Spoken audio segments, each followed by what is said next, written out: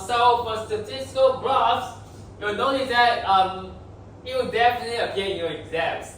But in today's lesson, except for our previous graph we learned, like the line graph, the bar graph, and the table, today we'll be learning a new type of graph, and that is called the pie chart. Alright, later you'll see what is it. Alright, now before we take a look at the new content today, let's first take a look at some old contents. The first question is a table question.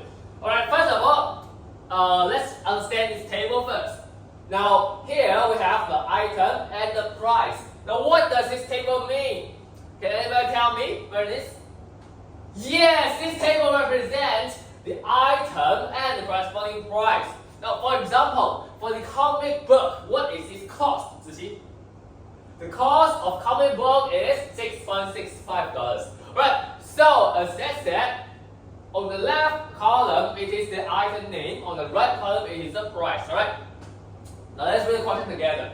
The table below shows the prices of items sold at the store. Jiayu had $13. She bought two different items and paid more than $10 for them. Which were the two items she bought? Alright, how do we solve this question? Christelle? Yes, so we're trying to find out two items. They satisfy what condition? It should be more than $10, right? And except for more than 10, are there other constraints? You see? Jiayi had $13 in total. So can she buy two items that cost more than $13? No! So that means this item's cost should be between $10 and $13. Alright, how do we find out these two items? Anybody has an idea? Yes! Just as what Richard said, we just make guesses. Just pick two randomly and check if its sum is between these two values. Now, to avoid omission or repetition, today I'm going to tell you a method. Okay, so we can pick the first item. Now, let's say the calculator, and then moving forward, you pair this calculator with other items and check. Alright? So let's see. Starting from the calculator and the stapler. So, will these two items be our answer? How do we verify this? To verify this, we only need to add $7.80 with $2.10. Does this satisfy our condition? Now, what is this sum? Alright, let me write down the column form, alright? So 7.80 plus 2.10. Now, just as what we discussed in the previous lesson, you see, when you are adding the decimal numbers, you need to align decimal point over here. Alright, then starting from the smallest digit, 0 plus 0 equals to 0, 8 plus 1 equals to 9, and dot 7.2 equals to 9. So this equals to 9.90. Now, is this our answer?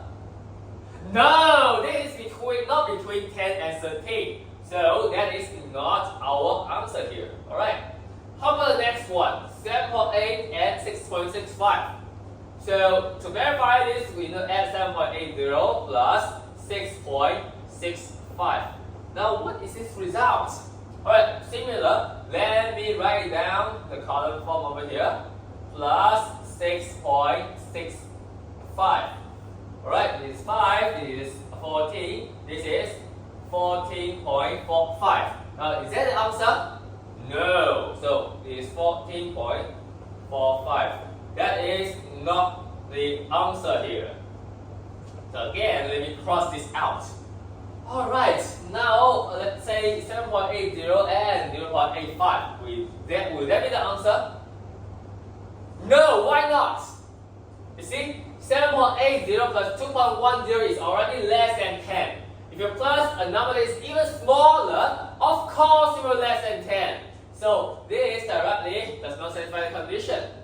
Then how about 7.8 and 5.45? What does this equal to?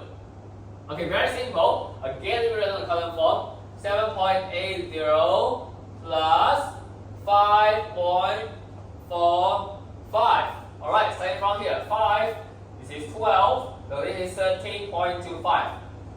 Okay, so 7.80 plus 5.45 equals to 13.25. Does this satisfy our condition? It does not. So, when we pair this calculator with all other items, this does not satisfy the condition. What does that mean? That means calculator is not the answer. Alright, so moving on, starting from the stapler. This time, let's check stapler and the comic book. Could you make a guess? Will this satisfy our condition? 2 plus 6 equals to 8, right? Even if you have a carrying digit, the largest will be 9, but still is less than 10. So of course, this does not satisfy our constraints. How about 2.1 and 0.85? Of course not. And the last one, 2.1 and 5.45. Now if plus 6.65 is not enough, of course plus a less number again would not be enough. Then moving on to the next option, starting from 6.65 and 0.85. Will that satisfy our condition? Of course not. How about this one? 6.65 and 5.45. Seems very close, right? So again, let me write on the column form. 6.65 plus this 5.45. Okay, 5 plus 5 equals to 10. You get a current digit, so this is 1. Again, get a current digit, so this is 12.10. Alright, so 12.10 does satisfy our condition? Yes! So, these two satisfy our condition. Now, do we need to check continually? Yes, okay. Let's make a last check here. You see, lastly, we have the plastic folder and the notebook. These two, right? We are only left with these two. Will these two satisfy our constraint? Of course not. So, the final answer is 6.65 plus 5.45. Now, what two items are there here? The items are comic book and the notebook, alright? So that is the answer to this question. Now in this question, to ensure we does not omit something or we does not have some repeated items, this is what we do. What do we do here? We continually pair this number with the next number. Now we call this the what? The after linking method, okay? The backward linking method. You're linking continuously to the back. So, in short, in summary, in the future,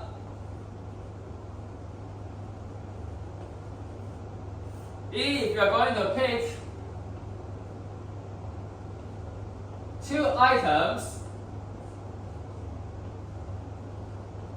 from a field, then what you should do is do this backward linkage method.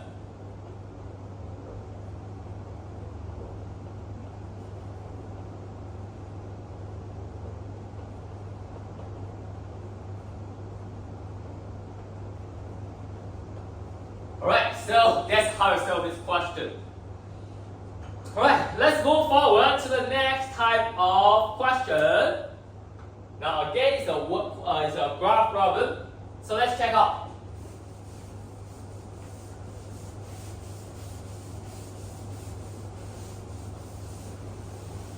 Now again, let's read this question together first. So you see, straight away, this is a graph problem. Now, what kind of graph is the class? This is called a bar graph. Very good. Now let's just observe this bar graph. Horizontally, what does this line represent? The number of cups. Alright, then how about vertically? What does this represent? Type of fruit juice.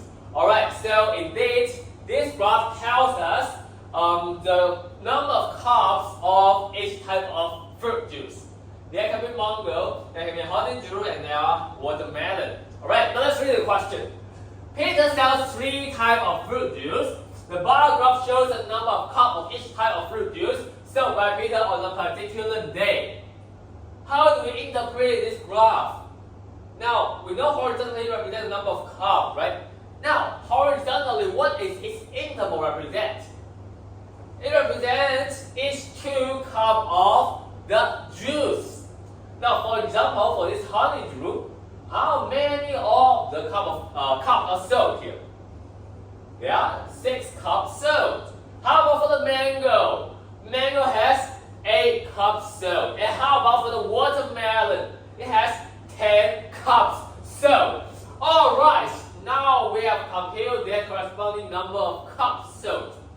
Alright, then let's check out how much did Peter collect in total from the sales of the fruit juice. How do we compute this?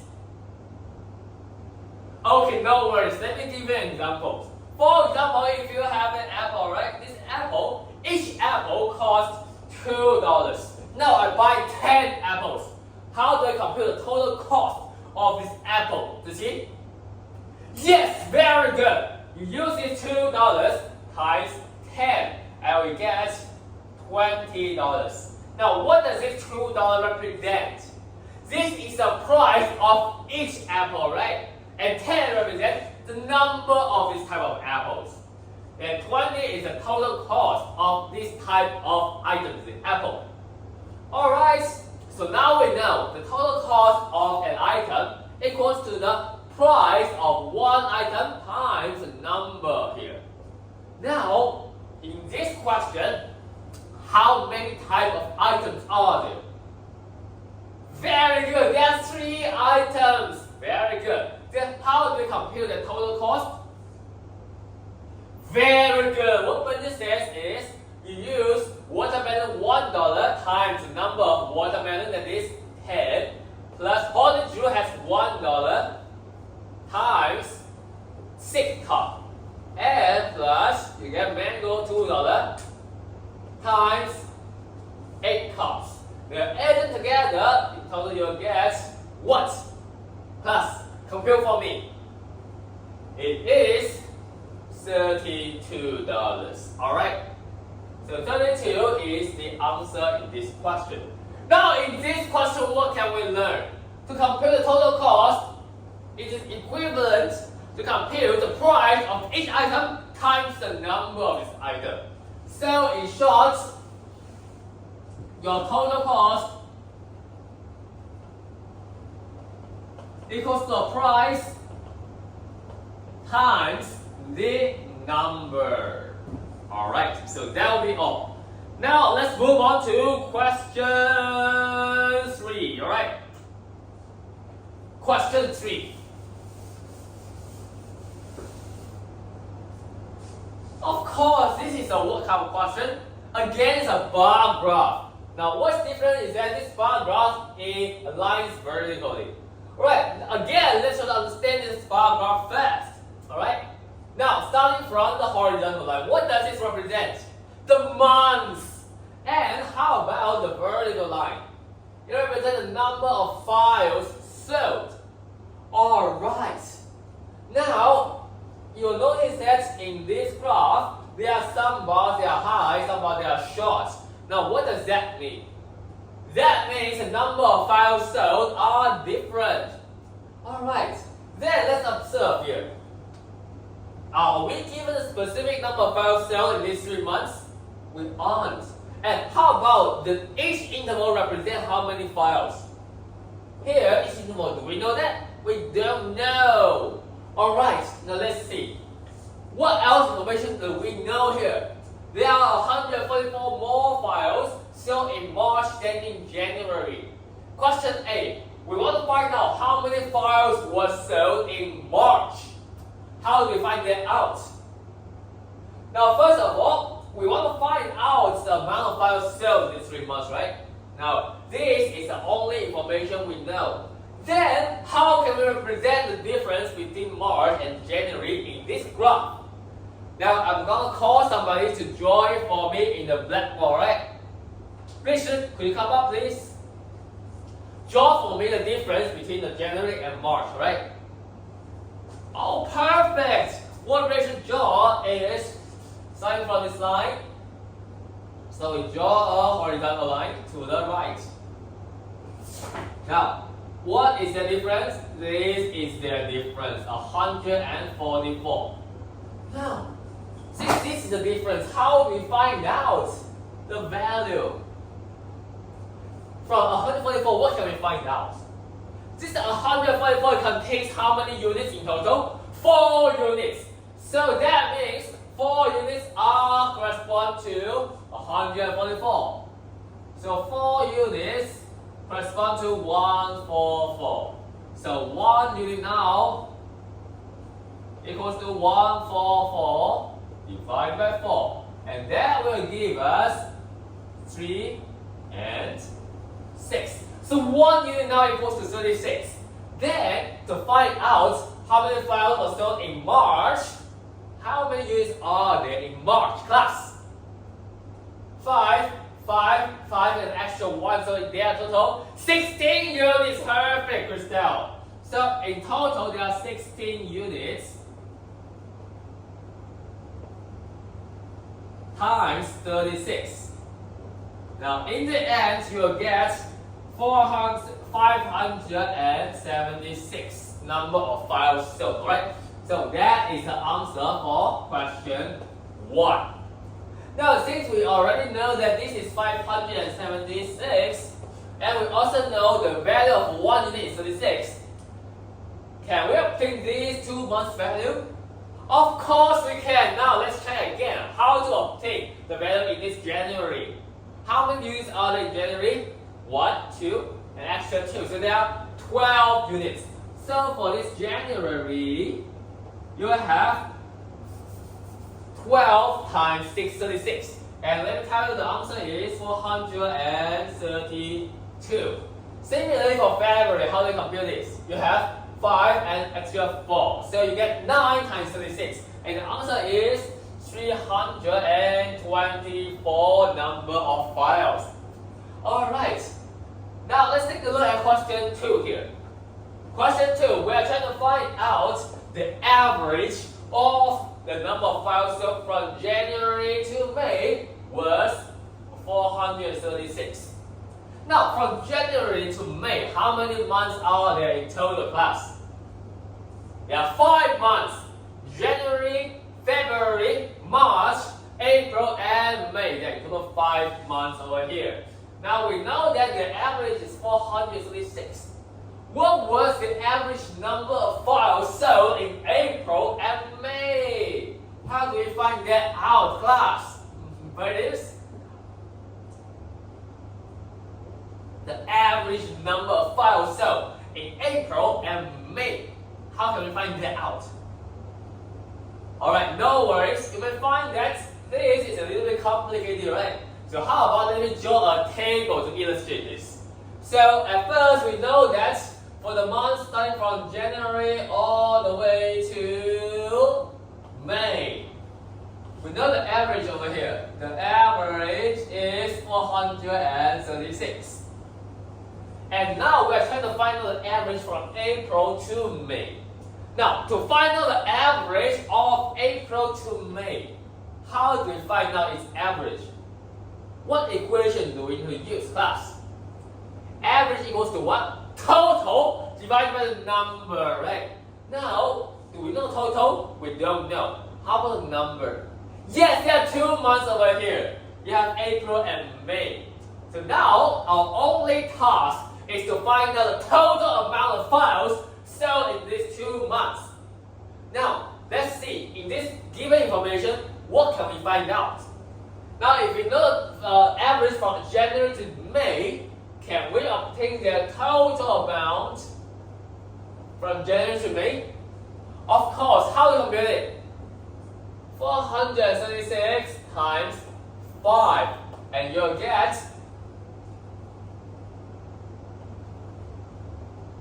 2180. That is the total amount from Jan to May. Now, to obtain total from April to May, what else do we still need to know? The total from Jan to March, right? So from January all the way to March, do we know their average? Do we know the total? You add them straight up. So you get 432 plus 334 plus 576. So in the end, you will get, let's say this is 657 plus 576. And then you'll get in total 2, this is 3, this is 1332. Now if that's the case, what is the total from April all the way to May? How do we find that out? Very simple. 2180 minus 1332. And then you'll get, so this is 8, this is 4, this is 848. Now this is the total. How do you obtain the average?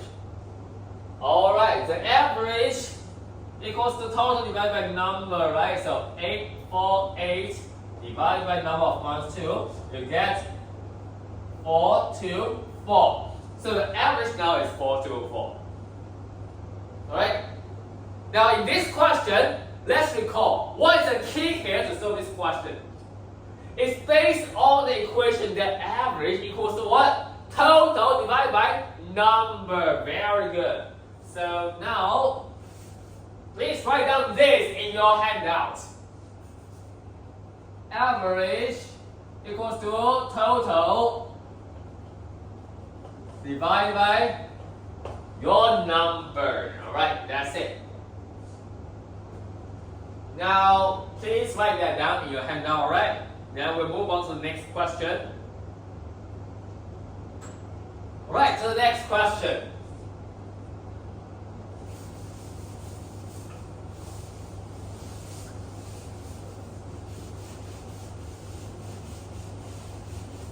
Question 4. Again, let's take a look at this together.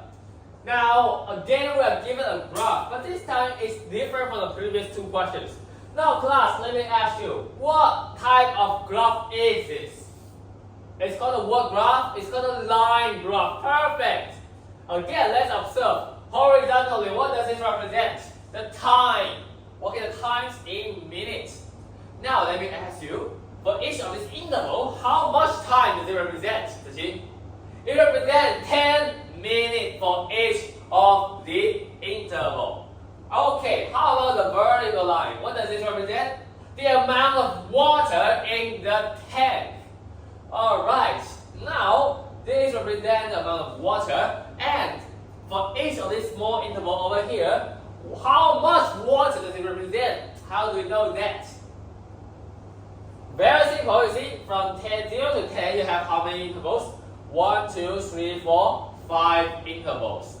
So 10 divided by 5 equals to 2. So that means in each interval you have 2 liters of water. Alright? Let me draw this. So this is 2 liters for each of the intervals. For each of this small interval over here. Alright? Now let's read the question. Now you see in this question, how do we know, let's say at a specific time, what is the amount of the water? Let's say, let me ask you, see, now in 20 minutes time, what is the amount of water inside it? How do you obtain that? Starting from 20, you draw a line up, right? Very good. So we draw a line up until where? Until we meet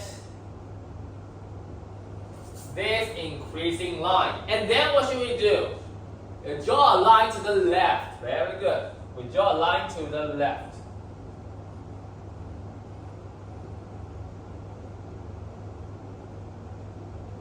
After draw a line to the left, now you'll notice that this area is the amount of water it has in 20 minutes.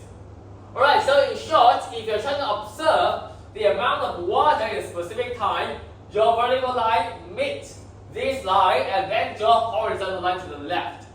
Alright, now let's read the question. In question A, it shows that a rectangular tank was partly filled with water at first. See, at first it is partly filled with water. Then a tap was turned on until the tank was completely filled. When it's until it's completely filled, the line graph shows the amount of water in the tank over 60 minutes. See, starting from 0 all the way to 60 minutes. Question A. How many liters of water was in the tank 10 minutes after the tap was turned on? So in 10 minutes time, how much water are there? Christelle? How do you check out that? Starting from 10, you draw a line up. We draw a vertical line up, and then you draw a horizontal line to the left. Alright, now what is this value here? It is one interval less than 20. Now previously we know that what is the value for one interval class? Is 2. So one interval less than 20, that should be value 18. So question A, the amount of water in 10 minutes time is 18 liters. Alright, question B. How many liters of water was added to the tank over the 60-minute period? Now how do you compute this? The amount of water added in this time. How do you compute that? That equals to the amount of water you have in the end minus the amount of water you have at first, right? Now, how much water I have in the end? Starting from the 60 minutes time, you draw a line up. Draw a line up. You make this line, and then we draw a line to the left.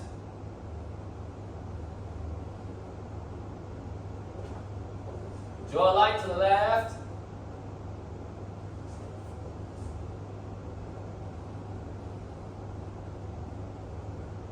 Right, draw a line to the left, you meet this point. This point is what?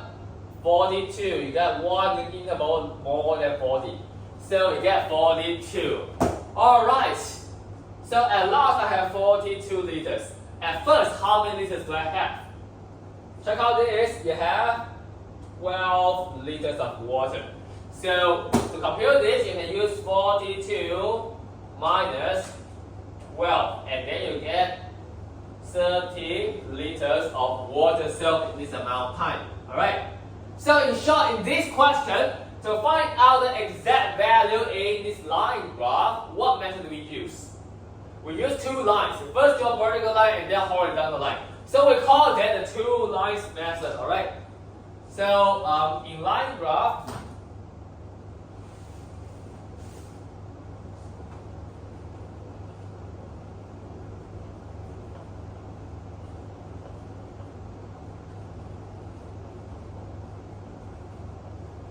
find specific data, what we've done here is use a two lines method.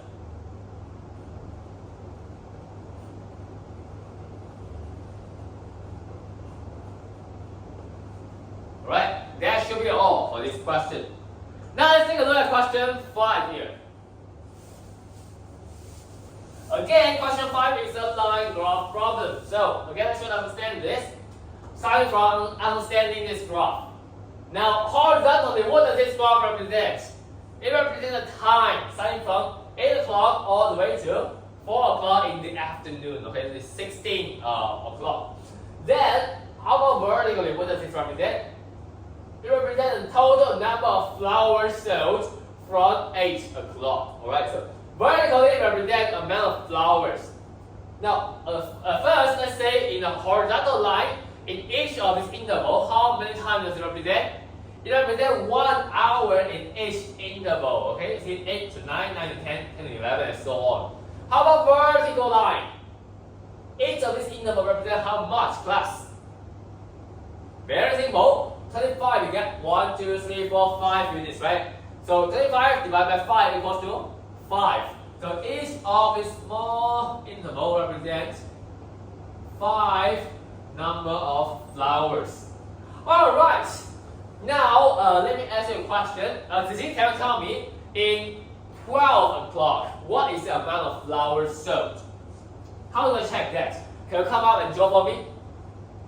Very good. Okay. So Zizi draw that starting from 12, let's say, we draw a line, vertical line up and meet this point. And then what should we do? Draw horizontal line to the left. Very good. So we draw horizontal line to the left and you get 50 number of flowers. Then, let me ask you another question. Let's say when the number of flowers reach, let's say 80. Alright. Alright, when it reach, okay, 70. When you reach 70, what is the time there? Now, first of all, we will find out 70, right? 75, this is 70. And then what should we do? You draw a horizontal line to the right. Now, you draw a horizontal line to the right.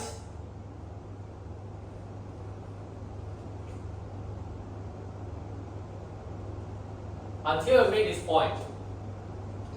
And then what should we do? You draw a vertical line down. You draw a vertical line down until you meet here. So what is the time here? It's 14 o'clock.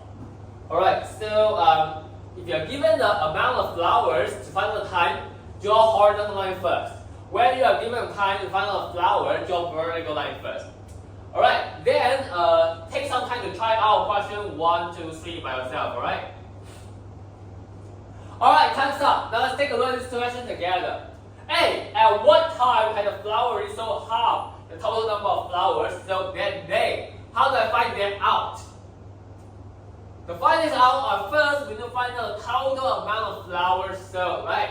What is the total amount of flowers sold? Here, at first we have 0 flowers sold. At last we have this amount of flowers. How much amount are there this time? Again, draw a line up. Start from 16 o'clock. And then draw a line to the left, okay?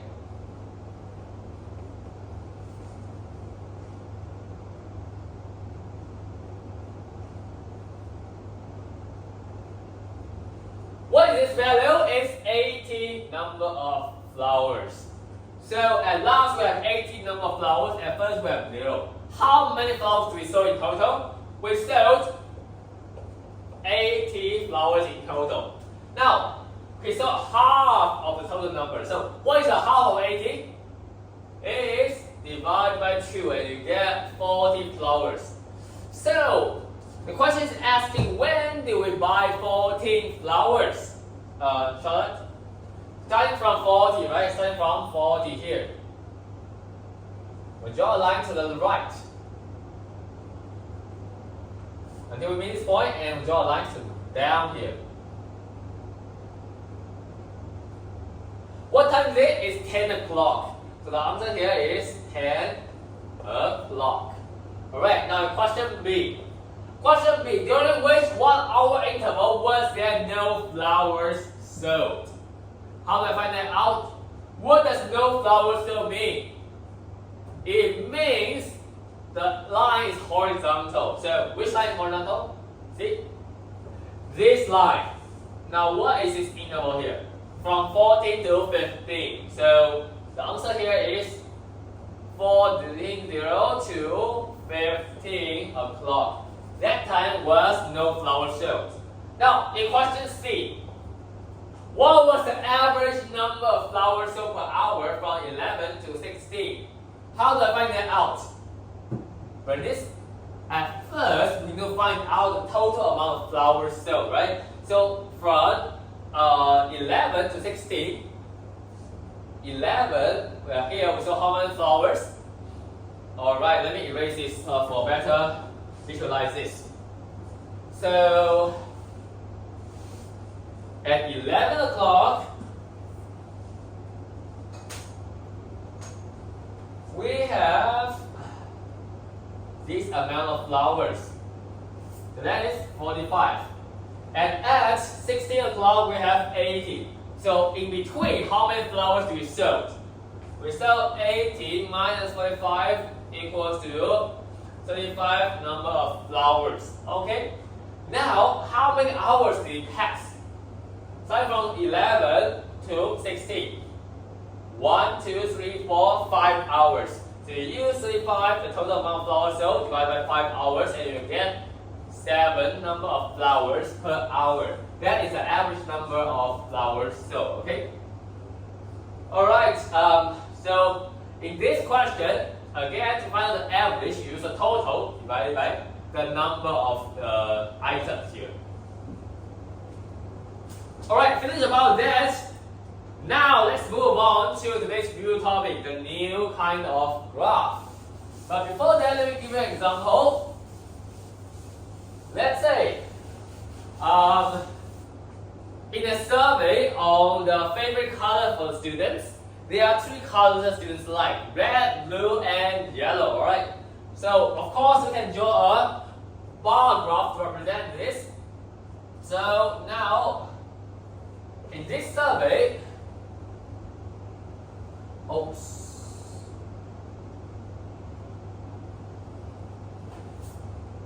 we have 3 bars.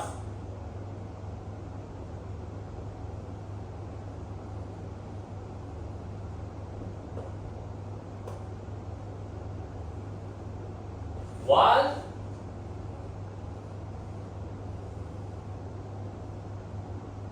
two, and 3.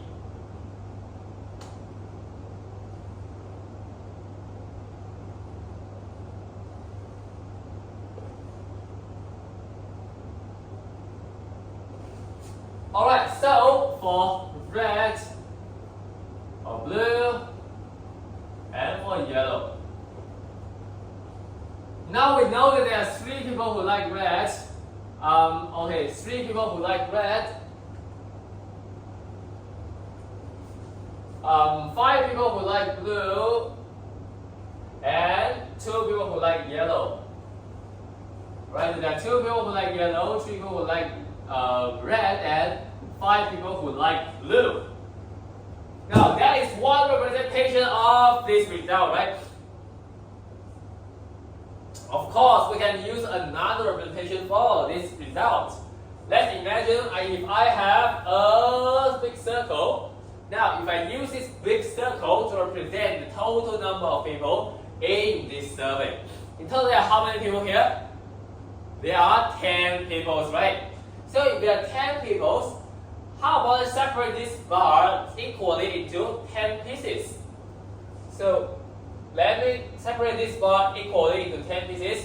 Each piece represents 1 person, alright?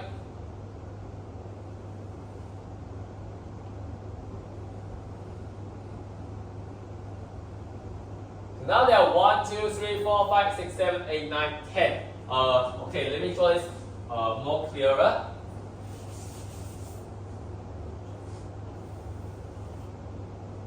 So here, starting from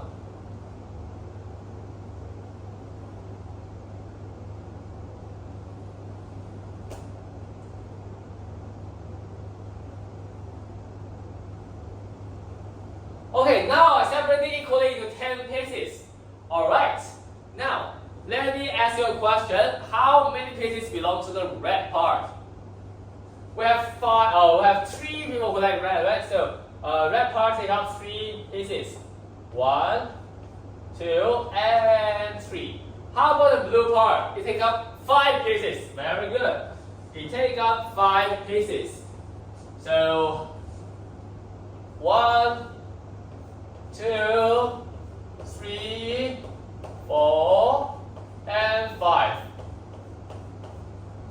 Then how about the yellow? Take up 2 pieces. So the yellow now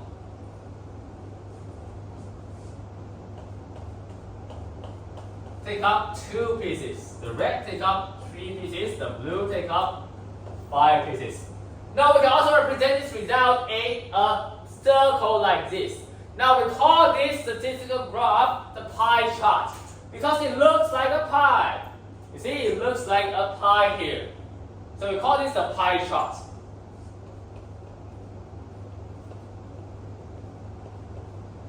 Now in the pie chart, the whole circle represents the total amount in your survey, in your situation. Alright.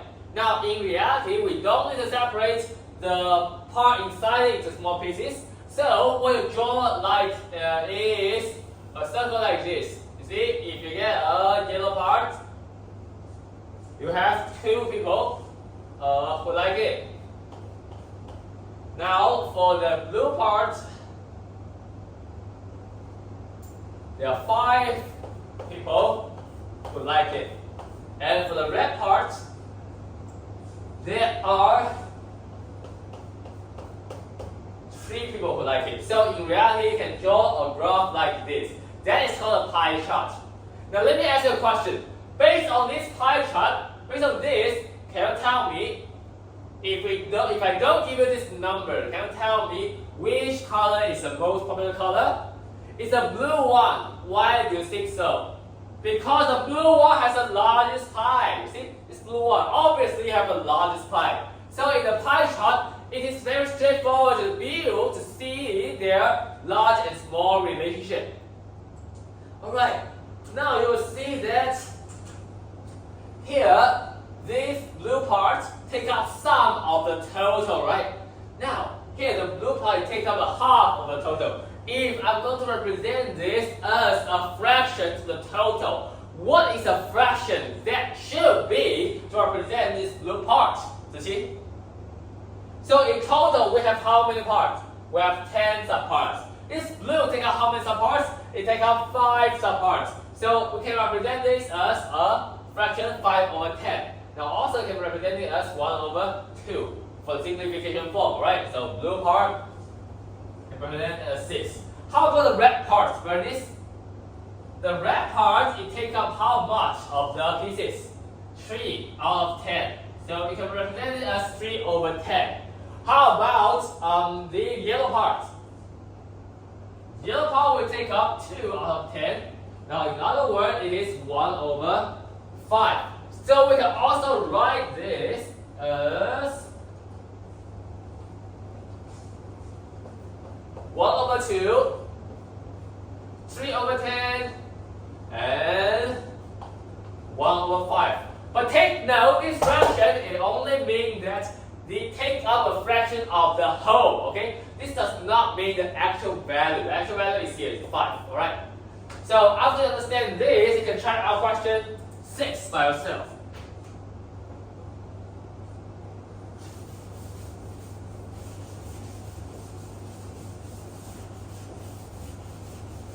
Alright, let's take a look at question 6 together. Now, the pie chart shows the number of books sold in the bookstore. 60 books were sold altogether.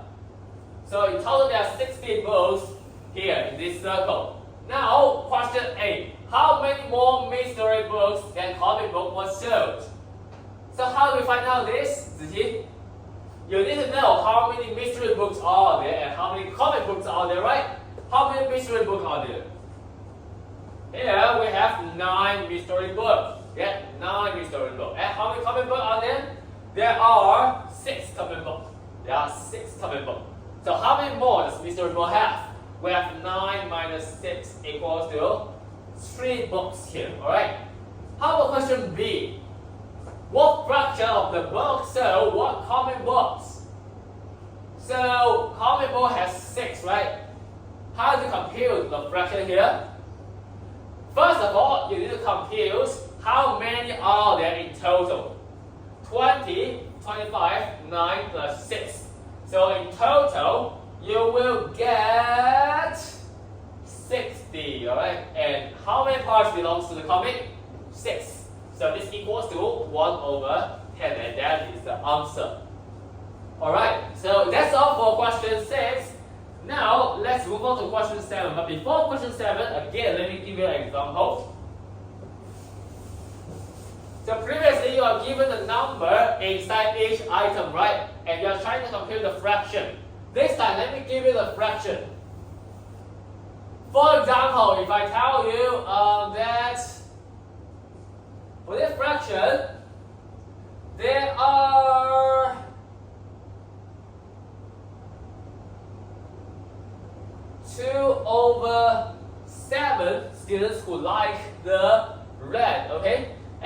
there are 14 over 9 students who like the yellow, and the rest are 1 over 14 students who like the blue. Alright, now we know that there are, let's say, 14 students in total, okay?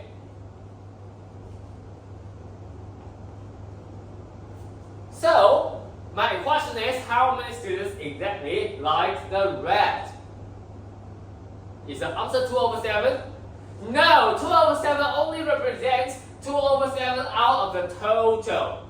So then, how can we find out inside this 14 students, how many students actually buy the what likes the red color? Now, very simple. You think about this. Now, if you have 2 over 7, right? So that means in total, here, how many parts you have? Okay, so you can think about this as we have in total 7 subparts, right? If you have 7 subparts, you only take 2 subparts and form the red. If in total you have 7 subparts, now you have 14 students in total. So for each of this unit, see, 7 units correspond to 14. So 1 unit equals to what? 1 unit equals to 14 divided by 7. You get 2 number of students. Now in this red, you got 2 units.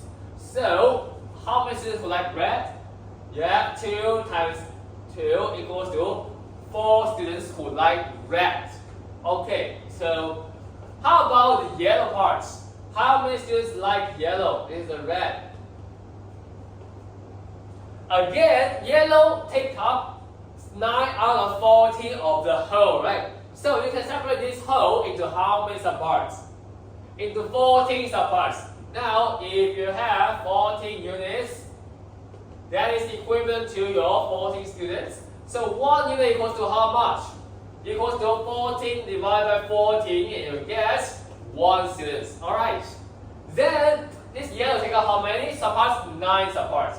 So yellow has 1 times 9 equals to 9 students who like it. Then, how about for the blue part? Similarly, the blue part, it has 14 subparts, right? So again, the unit here is the same. It's 1 unit equals to 1. And then you get only 1, so there are only 1 students who like the blue part.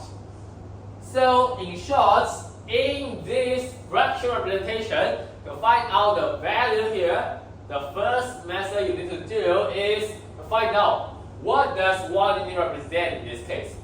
If your denominator is 7, that means in total there are 7 units. And if your denominator is 14, that means in total there are 14 units, alright? So now I believe you can try out question 6 by yourself.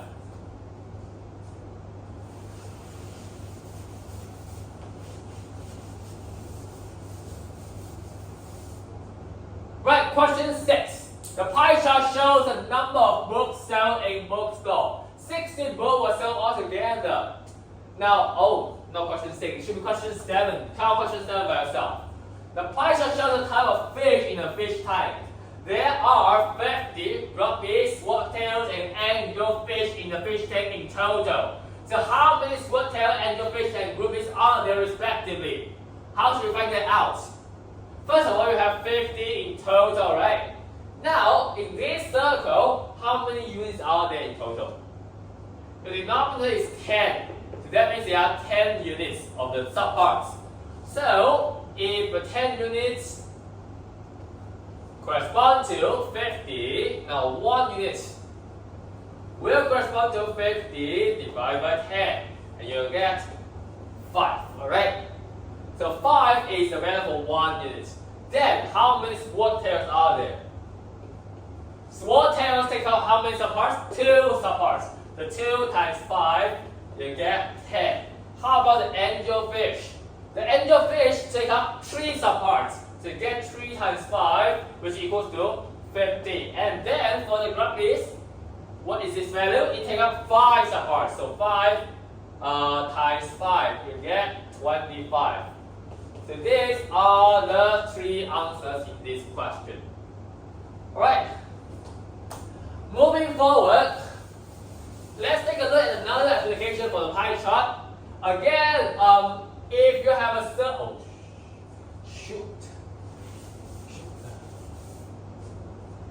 if you have a circle, right? If I'm going to represent separate the circle into half, how should I achieve that? Close down. You draw a line crossing the middle point and all the way to touch the bottom right. Now, let's say if I want to further separate this circle into 4 subparts, how should I achieve that? Very simple again. Draw a line over here and cross the same parts. Now, let's imagine these 4 parts, they should be equal, right? Now, if they are equal, let's think about this. If I have a circle, if for a circle it runs 1 run, what is the total degree it has? Yes, 360 degrees. Now, if I'm going to compute a degree in this part, what is this degree? It equals to what? 660 divided by 90 in the gap. So this part, it should be represented as, in total you have 630 times 60, right? And take up, okay. So this part should be 360 divided by 4 equals to 90 degrees. Now 90 degrees, it is a what angle? It is a right angle. So now let me change this to the specific representation for the right angle. This should be a horizontal line and a vertical line. Right, so this is 90 degrees. Alright, then think about this. If I'm going to compute this area take up how many parts out of the total? It takes up, very simple, 1/4. Okay? See, you have in total 4 parts, take up 1 part of it, so it's 1/4. So that means 90 degrees in your pie chart take up 1/4 of your total. Alright. Now we can try out question 8 by yourself. Alright, let's take a look at question 8. Question 8. The pie chart shows the favorite sports of a group of children. Alright, so these sports are volleyball, swimming, badminton, and basketball. So question 8. What fraction of the children choose swimming and basketball as their favorite sports? Now let's observe. For swimming, you see we observe a right angle over here. So that means, what fraction of students like swimming? 1/4 of students like swimming. How about basketball? Again, similarly, 1/4. So in total, there are how many students who choose swimming and basketball together? There are 1/2 of the total. So that is the answer in question A. How about question B? How many children choose swimming as their favorite sport? So swimming, how many? This time we're trying to find out the number of students here. How do we find that out? Bernice? So to find the number of students who like swimming, what should we do? Now here, you know, this part take up 1/2, right? So similarly, this part also take up 1/2. So if you get here 1/2 of the whole equals to 120 plus 30 equals to 150. This part equals to this part, right? So what is this part? This part's value? It's again 150. Then swimming is only half of this semicircle. The swimming take up half, so that means 150 divided by 2, and you get 75. That is the answer to this question. Alright. So that will be all for this lesson.